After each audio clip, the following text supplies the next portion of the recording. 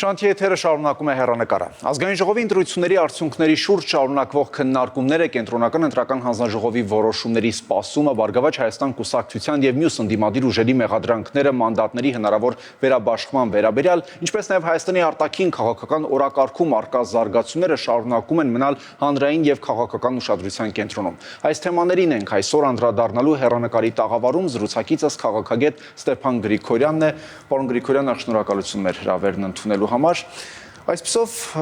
նախ անդրադառնանք ստեղծված իրավիճակին մեր քաղաքական դաշտում, ինչ է տեղի ունենում, բոլորը այսպես սրտատրոփ սպասում են կենտրոնական ընտրական հանձնաժողովի վերջնական որոշմանը, որովհետև ըստ էության դեռևս կարծես թե վերջնական պարզ չէ մեր 9-րդ գումարման խորհրդարանում 3 թե 4 քաղաքական ուժ ենք ունենալու։ Բայց ինչ իրավիճակ ունենք հիմա։ Կենտրոնական ընտրական հանձնաժողովը որոշել է, որ մի քանի ընտրատեղամասերում պետք է չեղարկվեն արդյունքները, ինչը դարձյալ առաջացրել է ընդդիմության դժգոհությունը։ Ընդհանուր առմամբ ինչպես կգնահատեք այս ստեղծված պատկերը։ Շնորհակալություն հրավերի համար։ Ես պետք է ասեմ, որ ընտրությունները ազգային ժողովի, որոնք անցան հունիսի 7-ին, անցան բավական թափանցիկ, ծանր պայքարել, լարված պայքարել, բայց մրցակցային, թափանցիկ, պետք է ասեմ, որ տեղամասերում բռնություն չկար, չեն էլ ֆիքսվե այս ձևի դեպքեր, ինչ-որ մասսայական լցոնման պրոցեսներ չեն եղել, այո, նախկին երկու ազգային ժողովի ընտրությունները նաև մաքուր անցան, բայց ուզում եմ ասել երրորդ անգամ դա նշանակում է մեր ընտրական համակարգը կայունանում է, զարգանում է եւ մենք անցկացրեցինք բավական լավ ընտրություններ, ես կասեի այդպես լեգիտիմ ընտրություններ։ Ուրիշ բան է, որ օրենքի համաձայն նախնական տվյալները, որոնք ամսի 8-ին առավոտ շուտ հրապարակվեցին օրենքի համաձայն, օրենսդրական ընտրական օրենսգրքի օրենսգրքի համաձայն, ստեղ ինչն է կարևոր։ Այս օրենքը տալիս է իրավունք ընդդիմադիրներին կամ տարբեր կուսակցություններին բողոքը ներկայացնել։ Դա շատ կարևոր է, ժողովրդավարության մեջ դա մտնում է։ Հիմա հայտարարվեց նախնական տվյալները ամսի 8-ին առավոտ շուտ, մինչև ամսի 9 ժամը 11-ը բողոք կարելի էր ներկայացնել։ Ինչ տիպի բողոքներ։ Բողոքներ վերահաշվարկանել ինչ որ տեղամասերում եւ երկրորդ չեղյալ համարել այս կամ այն տեղամասերում արդյունքները։ Ոստեղ երկու տիպի բողոքներ կային, ուժեղ Հայաստանը պահանջեց, որ այս Սյունիքի տեղամասում չեղյալ համարվի, 3 այլ կուսակցություններ ընդդիմադիր պահանջեցին վերահաշվարկ նաև այդ թվում Բարգավաճ Հայաստանը։ Ու նայեք ժողովրդավարությունը ինչու՞մ է։ Այդ բողոքները ընդունվեցին, վերահաշվարկման process-ը գնաց ու այսօր ժամը 2-ին ավարտվեց։ Դրանից հետո ամսի 14-ին, 2 օրից հետո վերջնական արդյունքները կհրապարակվեն։ Ես հատուկ ուզում եմ ուշադրություն դարձնել, որ process-ը ժողովրդավարական է։ Մի հատ հիշեք նախկինների ժամանակ, մեկ ընտրատարածքի համար դաժան պայքար էր գնում, որ մեկ ընտրատարածքում վերահաշվարկ լինի։ Ստեղ վերահաշվարկ արվեց կենտրոնական ընտրական հանձնաժողովի համաձայն մոտ ավրապես 555 տեղամասերում։ Այդ շատ կարևոր է, դա ֆիքսենք։ Հիմա արդյունքները։ Դուք գիտեք, ուժեղ Հայաստանը պահանջեց Սյունիքի տեղամասում, որ վերահաշվարկ լինի, գիտեք, կամ անվավեր համարվի, ավելի ճիշտ, ինչու։ Քանի որ այնտեղ իրոք 8-ից, երեկոյան 8-ից հետո քվեարկությունը շարունակվում էր։ Իրոք դա լուրջ խախտում է, հիմա միտումնավոր է դա, տեխնիկական պատճառ էր, այդ զինվորականներին չէին կարող տեղավորել այս մի տեղամասում, ասեցին ոչինչ թող դրսում սպասեն ու քվեարկեն, այդ ուրիշ բան է, բայց կենտրոնական ընտրական հանձնաժողովը ի համապատասխան օրենքի չեղյալ համարեց ու ում պահանջով, ուժեղ Հայաստանի պահանջով։ Իրանք դրեցին խնդիրը հիմա բողոքում է գիտեք Բարգավաճ Հայաստանը, քանի որ այնտեղ 80 ձայն թե ինչ կան, իրենց ձայներից են։ Շատ ու ասում են, որ այդ կերպ փորձում են գողանալ իրենց մանդատները, որովհետև Բարգավաճ Հայաստանի 4%-ի շեմի հաղթահարմանը ընդամենը մի քանի ձայների պատրաստներ։ Այս առանձին հարց է, շեմ անցնում են, չեն անցնում։ Ես ուզում եմ ասել, մենք ուզում ենք արդարության հասնել։ ահա հասավ կենտրոնական ընտրական հանձնաժողովը արդարության հենց ընդդիմադիրների պահանջով, ուժեղ Հայաստանի պահանջով։ Ու իրոք ես համաձայն եմ, այնտեղ պետք է չեղյալ համարվեր։ Չեղյալ համարեցին, հիմա պարզվեց, որ Բարգավաճ Հայաստան այնտեղ ձայն կորցրեց։ Այնտեղ ձայն կորցրեց նաև քաղ պայմանագիրը, այլ ուժերը, չէ, այդ տեղամասում ով միջև այդ ինչ որ ձայներ հավաքել է։ Ուրեմն մենք պետք է գնանք դեպի արդարություն, օրինականություն, ու օրինականությունը իրոք պահանջում է, որ չեղյալ համարեն։ Հիմա ինչու քաղաքականացվում է այդ հարցը, չգիտեմ, իմ կարծիքով այդ պահանջը հիմք չունի ըստ ընտրատարածքի հետ կապված։ Միգուցե այլ ընտրատարածքներում պետք է ստուգել, վերստուգել, բայց այդտեղ որոշումը համապատասխանում է օրենսդրությանը։ Բայց ամեն դեպքում նաև օրենսգիրքը սահմանադրությունն առհասարակ չի արգելում, որ այն ընտրատեղամասերում, որտեղ որ չեղարկվում են արդյունքները, դարձյալ քվեարկություն անցկացվի։ Հիմա ըստ ձեզ այնտեղ պետք է քվեարկություն անցկացվի նորից, թե ոչ։ Ես ինչքան գիտեմ, օրենքի դա պահանջն է։ Իմպերատիվ պահանջ է, ոչ թե կարող է անցկացնել, դա կոչվում է կրկնակի քվեարկություն։ Իմ կարծիքով պահանջը նա է, որ պետք է այդ երկու տեղամասերում էլի մի հատ տեղամաս կա, որտեղ որ չեղյալ համարվեց, այնտեղ կրկնակի, ինչքան ես գիտեմ օրենսդրությունը, այնտեղ կրկնակի քվեարկություն թող անցկացնեն քվեարկություն։ Ես չեմ բացառում, որ այդ որոշումը կլինի, բայց միտքս ինչու՞մ է։ Այդ որոշումը օրենքի համաձայն պետք է լինի ամսի 14-ին։ Դες կենտրոնական ընտրական հանձնաժողովը, երբ որ հրապարակի վերջնական արդյունքները պետք է արձագանքի այս երկու ընտրատարածքների կրկնակի ընտրություններին։ Իմ կարծիքով կրկնակի ընտրությունները դա իմպերատիվ պահանջ է։ Իսկ ձեր գնահատմամբ վերջնարդյունքում այս որոշումները կարող են ազդել մանդատների վերաբաշխման վրա։ Ես կարծում եմ մեծ հաշվով ընտրությունների գլխավոր արդյունքների վրա չեն ազդի, քանի որ Նիկոլ Փաշինյանի կուսակցությունը քաղ պայմանագիրը հաղթող դուրս եկավ մեծ առավելությամբ, հասկանում եք, առաջի ու երկրորդ տեղերի միջև երկու անգամ ավել ձայներ ստացան։ Բայց այնտեղ լուրջ հարցեր կան, արդյոք քաղաքացիական պայմանագիրը կարող է օրինակ գլխավոր դատախազի պաշտոնում տեխնացու առաջադրել եւ ընտրել, թե չի կարող։ Ստացվում է, եթե ԲՀԿ-ն անցավ, միանձնյա իշխող ուժը չի կարող, այսինքն այստեղ լուրջ ինտրիգային հարցեր են առաջ գալիս։ Երբ որ բերում են առաջ քաղաքական հարցեր, խճճվում է պատկերը։ Մոռացեք ով ինչ կստանա հնարավորություն, չի ստանա 60% կունենա քաղ պայմանագիրը։ Ուղղակի այդ process-ը իրավական դաշտի մեջ պետք է լինի, հասկանում եք։ Իրավական դաշտի մեջ։ Հիմա դու գիտեք, որ այլ տեղամասեր կան, որտեղ որ թվերը ճշտվել են։ Այդպես չի, որ այլ տեղամասերով ամեն ինչ մաքուր էր, համընկան բոլոր թվերը այն նախնական տվյալների հետ կապված, չէ։ Հիմա այդ բոլոր ուղումները կմտցնեն բանի մեջ, այդ կենտրոնական ընտրական հանձնաժողովը այդ ընդհանուր ծրագրի մեջ, որը հաշվարկ է անում վերջնական, ու կտեսնենք այդ պատկերը։ Դες սխալ է քաղաքական հարցերը առաջ բերել։ Դեր իրավական process-ը ավարտենք, հետո կանայինք։ Ու ստեղ նորից կրկնում եմ։ Ես ուզում եմ մեր հասարակությանը ուշադրությունը դարձնել, որ 555 տեղամասում վերահաշվարկ արվեց։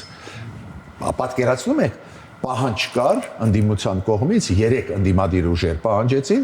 ամեն մեկը իր տեղամասերը նշեց ու վերահաշվարկ արվեց։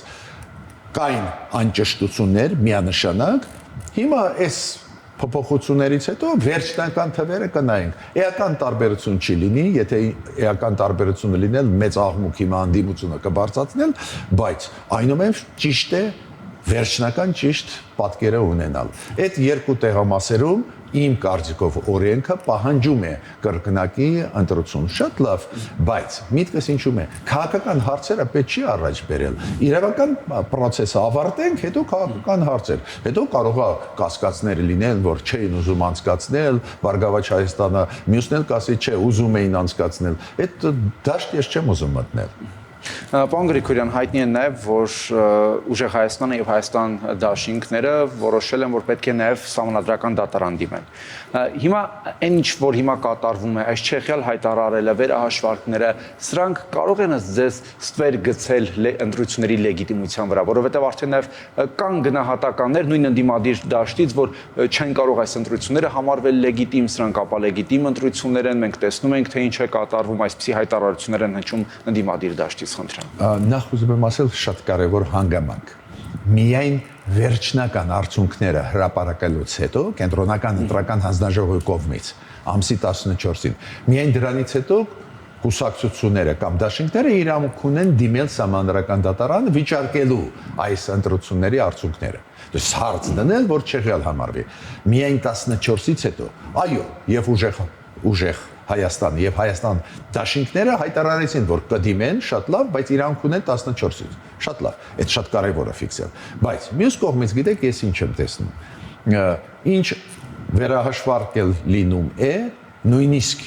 եթե իրանք գոհ են այդ վերահաշվարկից, նորից ստվեր են գցում այս ամբողջ process-ին։ Ես խորհուրդ չեմ տա այդ ճանապարհով գնալ։ Քանի որ ես տեսնում եմ, որ դա շատ համահունչ է, ինչ ասում է Մարիա Զախարովը, Սերգեյ Լավրովը, ինչ ասեց դա այսօր Պանֆիլովան, ով է Էլլա Պանֆիլովան, այդ Ռուսաստանի կենտրոնական ընտրական հանձնաժողովի նախագահն։ Ու ինքը գիտեք ինչ է ասում, ԱՊ երկրների շրջանակներում մոտավորապես 26 Ռուսաստանի դիտորդներ էին, ԱՊ երկրների շրջանակներում իրանք ճանաչեցին մեր ընտրությունները լեգիտիմ, չգիտեմ, նորմալ, բայց իրանք ունեն վերապահում, մենք հիմա կոլեկտ անում են, հավաքագրում ենք այդ բոլորը ու մենք մեր կարծիքը կասենք, քանի որ գիտենք, որ կային մեծ խախտումներ, որտեղից գիտեք։ Եթե այդ նույն ձեր կողմից ուղարկված դիտորդները ԱՊ երկրների շրջանակի մեջ ասեցին, որ ամեն ինչ լավ է, ինչի մասին է։ Ու ես տեղ տեսնում եմ,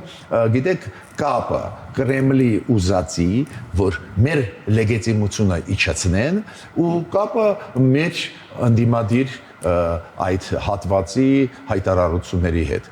Երեք օր Կրեմլը լռում էր, իրանք էլ լռում էին, հիմա միաժամանակ խոսում են։ Հույսով եմ, որ դա այդ process-ները համաձայնեցված չեմ, շատ հույսով եմ, համարում եմ, որ բոլոր քաղաքական ուժերը Հայաստանում, ընդդիմադիրը, իշխանությունն բոլորը պետք է ելնել Հայաստանի շահերից, մեր պետության շահերից, հույսով եմ, բայց գիտեք, այդ զուգահեռները ինչ որ բաներ առաջացնում են, էլի, ոնց որ Կրեմլից ինչ որ հանձնարարական տան ու քայլ արը, ու դա շատ մտահոգում է, քանի որ դուք շատ լավ նշեցիք, այս վեճերը ինչ որ ընտրատարածքների հաշվարկման, վերահաշվարման եւ այլն, այդ ինչ տպավորություն է թողնում, այո, վատ տպավորություն է թողնում։ Տպավորություն է թողնում, որ կարծես տեսեք իրավական process չի, ինչ որ բազար է գնում։ Միջդեռ իրավական process է գնում։ Վերահաշվարկը դա օրենքի համաձայն է։ Չեղյալ համարելը օրենքի համաձայն է։ Չեղյալ համարելը դա չի նշանակում, որ ամբողջ process-ը վատն էր։ Ինչ եղավ հիմա 2005 տեղամաս, 2-ում լուրջ սխալներ արվեցին, դա պատճառը չեղյալ համարեցին։ Դա դեմոկրատական process է։ Նայեք Եվրոպայում, որտեղ որ ավանդույթները ինչ լուրջ են, բայց այնտեղ էլ լինում են բողոքներ առաջի հերթին, որ հիբրիդային մեթոդներով ազդում են Ռումինիայում նույնիսկ համանդրական դատարանը չեղյալ համարեց սահմանադրական դատարանը, հիշում եք նախագահական ընտրությունների արդյունքները, то есть այս ձևի խնդիրներ նույնիսկ կան եվրոպական երկրներում, ինչի մասին է խոսքը, բայց այն որ այս ընտրությունները լեգիտիմ են, ոչ մի կասկած չկա։ Մի փոքր տոկոսները կփոխվեն, թող փոխվեն։ Պարոն Գրիգորյան, դուք եք անընդհատ շեշտեցիք ձեր խոսքից հունիսի 14-ը, երբ վերջնական ըստ էության կենտրոնական ընտրական հանձնաժողովը կամփոփի եւ կհրապարակի վերջնական արդյունքներն ու իր որոշումը։ Արդյոք Վլադիմիր Պուտինն էլ է սպասում իսկապես այդ վերջնական իրավական որոշմանը, թե քաղաքական ամեն դեպքում ուղերձ կա այս ձգձգվող սպասման եւ շնորհավորելու մեջ։ Նկատենք, որ այսօր Հայաստանի վարչապետը շնորհավորել է Վլադիմիր Պուտինին Ռուսաստանի օրվա կապակցությամբ։ No, այդ Ռուսաստանի անկախության օրը համարենք, Ռուսաստանի օրն է, ճիշտ է, ճիշտ արեց վարչապետը, որ շնորհավորեց։ Նիկոլ Փաշինյանը ինչ է ասում, վարչապետը ինչ է ասում։ Ինքը ասում է, չեմ ուզում թշնամանալ Ռուսաստանի հետ։ Հա, մենք գնում ենք դեպի Եվրոմիություն, բայց խի պետք է թշնամանանք։ Ու ինքը ուղարկում է մեսեջներ դրական։ Ու դա շատ ճիշտ է, քանի որ ես տեսնում եմ Հայաստանի ներսում ոչ միայն ռուսամետ ուժերը, նաև առանձին փորձագետ, չգիտեմ, բլոգերներ միտումնավոր տպավորություն են ձևավորում, որ իբր Ռուսաստանի հետ մենք ենք փչացնում հարաբերությունները։ Կոնկրետ Նիկոլ Փաշինյանը իր քաղաքական ուժը այդ չի համապատասխանում իրականության ու դա պետք է շեշտը դնել դրա վրա, միշտ ասել։ Ուղիղ հակառակը Հայաստանը ուզում է։ Ու Նիկոլ Փաշինյանը ճիշտ է ասում, եթե Պուտինը հրավիրի, ինքը նույն պահին կգնա Մոսկվա։ Ես որպես փորձագետ ունեմ իմ կարծիքը, բայց ինձ հավատացեք, քաղաքական մեծ պրոցեսների մեջ դա ճիշտ քայլ է։ Ես ավելին ձեզ ասեմ, երազում էինք մենք, որ Դոնալդ Թրամփը Միացյալ Նահանգների նախագահան ամենահզոր երկրի քիչ է որ Նիկոլ Փաշինյանի օգտին խոսեց ընտրարշավի ժամանակ, ընտրություններից անմիջապես հետո շնորհավորեց Նիկոլ Փաշինյանին։ Ես չեմ ասում, որ արաբական աշխարհի երկրները, Եվրոպայի մասին չեմ խոսում, մենք գնում ենք դեպի Եվրոպա ինտեգրացիա, բոլոր առանց բացառությամբ շնորհավորեցին, բայց ուշադիր հետևեք, տարբեր երկրներ, տարբեր մայրացամաքներից Պակիստանը շնորհավորեց, Թուրքիայի նախագահան ու տեքստերը ես ուշադիր կարդում են բավական լուրջ տեքստեր են, բայց ֆորմալ չի, շնորհավորեցին, գնացինք։ Այնտեղ մեսեջներ կան, ուրեմն մենք ճիշտ ենք ասում, լավ ենք աշխատում։ Ուրեմն լեգիտիմությունը դրսի կա, քանի որ ներսի լեգիտիմությունն էլ կար։ Հիմա փորձ է արվում քանդել ներսի լեգիտիմությունը, ուստեղ անելիք ունի նաև իշխանությունը, ով ուզենա արհեստականորեն դեստաբիլիզացիա, ապակայունացում մտցնել պետք է ձերբակալվի։ Ով էլ լինի, առաջին դեպքն կուսակցության 15-րդը բոլորը պետք է ձերբակալվեն։ Չի կարելի թույլ տալ ապա լեգիտիմացնել այդ process-ը։ Իրոք դուք ճիշտ եք, ինչ որ հարցեր ինձ մոտ էլ առաջանում են։ Օրինակ մի տեղամասում ասում են, որ երբ որ վերահաշվարկ արեցին, Բարգավաճ Հայաստանի, չգիտեմ, 77 ձայն վերականգ դրեց։ Այո, անպայման պետք է հետևեն, ով է սխալը արեց, ով ստվեր գցեց այս տեղամասում։ Բայց մենք ձեզ հետ հասկանում ենք, այս մի քանի տեղամասերի սխալները չեն կարող ընդհանուր պատկերը փչացնել։ Տարբերակ չկա, տոկոսը շատ փոքր է այդ փոփոխությունների։ Ու մյուսը, գիտեք, շատ են տարածում այս ձևի անհեթեթ բան, որ նայեք Նիկոլ Փաշինյանը 50% չհավաքեց, ուրեմն ժողովրդի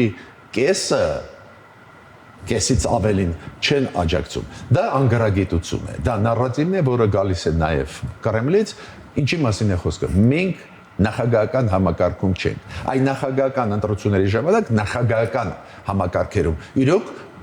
նախագահան դառնում է այն մարդը, որը 50-ից ավել հավաքում է։ Եթե 50-ից ավել չկա հավաքած, երկու առաջի տեղ գրավածները երկրորդ փուլ են մտնում, չէ՞։ Գիտեք։